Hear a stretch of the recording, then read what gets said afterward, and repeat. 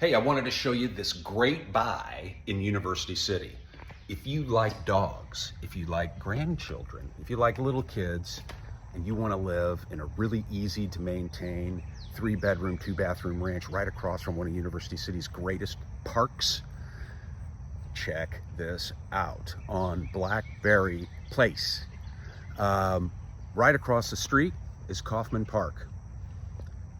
Tennis courts, playground area, art installations. They've got 1,000 things going on over here, but it's still not too busy or too noisy or too crazy, but just a neat resource to have right across the street. I kind of want to tell you a little bit more about where we are and how close we are. We're probably about, I'd say a 10-minute walk to downtown Clayton. So if you need to get to downtown Clayton for work or for dinner or anything like that, you are really close. You can walk, or it's just a real short drive. Here's some of the art installations, kind of sculpture that's installed over here.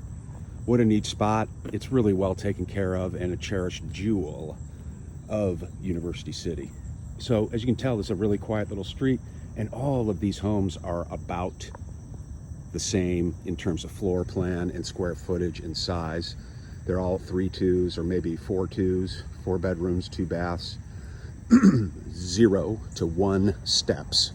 So if you don't like to navigate steps and you want to live across the street from a park and have your grandkids run around and have fun and think it's a great place, this is the kind of place you want to consider. The yard is mostly grass. There's a little bit of plantings and stuff. I think it's really easy to maintain here. You could add to it or keep it about the same. And yeah, this house has some updates. The windows are newer, and just a cute little patio area back here. It's been raining, so everything's wet. Sorry about that. But, you know, kind of a flat backyard. If you wanted to fence it in completely for the hounds, you could do so, or the kids. But mostly grass, so just pay the neighbor kid $50 every other week during the summer. Should be an easy thing to do. AC has been updated, electrical has been updated, and it's just a tidy place. So no basement, as I mentioned, but you know, if you don't like basements, if you think it's a place where spiders go to party, you know, you're not wrong, but you don't have that here. Everything's on one level. And then down just on this side of the park is the little playground area. I think there are a couple little playground areas over there. All right, let's go inside and take a look. Yeah, so this house was built in 1953, and when my client bought it a few years ago, it was pretty much totally rehabbed then. But I think it is a good example of mid-century or maybe early mid-century architecture with some of the details with this vaulted ceiling, that soffit with the lights, and just the way the front is designed with a little bit of an angle at the front and then plenty of windows. What a great spacious room. This is newer bamboo flooring. It has a separate dining area, which the whole thing really flows together and is open. Heading on this side of the house, we've got neat tile floors, one full bath with the old unique and always fun to talk about square bathtub party. So that is one of the 2 full baths on this side. Since it's no basement, your laundry is right here. This is a space that's big enough for full size laundry. This is not, this is a stackable, just a normal stackable, but you could fit a full sized unit there. Attached garage. The current owner really never parked in here and used it mostly for storage, but it does have a garage door opener, and you could easily use it for your car if you wanted to in the winter months. And then there's enough like little storage on the side here if you have, you know, different yard gear, bikes, that kind of thing. There's that bath again. And yeah, so we have an eat-in kitchen here. Again, you know, it's not a huge house. It's about 1,900 square feet, but you got a lot of little different living areas. This kitchen was updated when my client purchased it, and she added new dishwasher, I think, but it is really lightly lived in, white cabinets, and, you know, certainly newer appliances,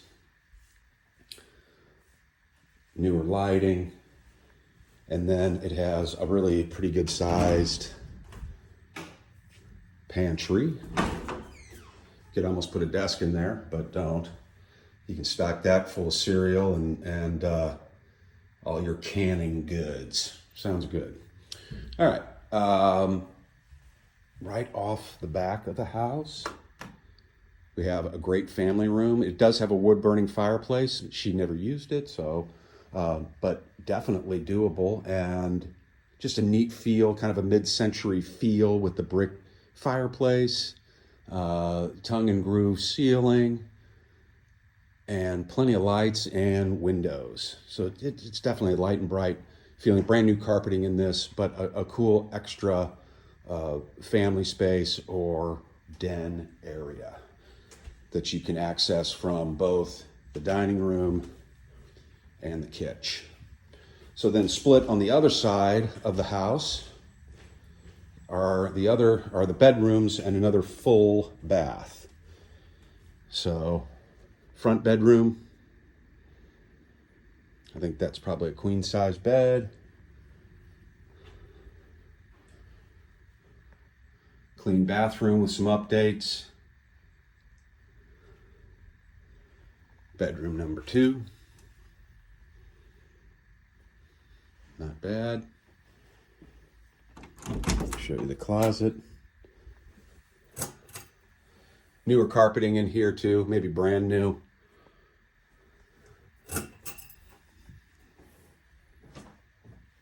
And the third bedroom, which she has set up as an office.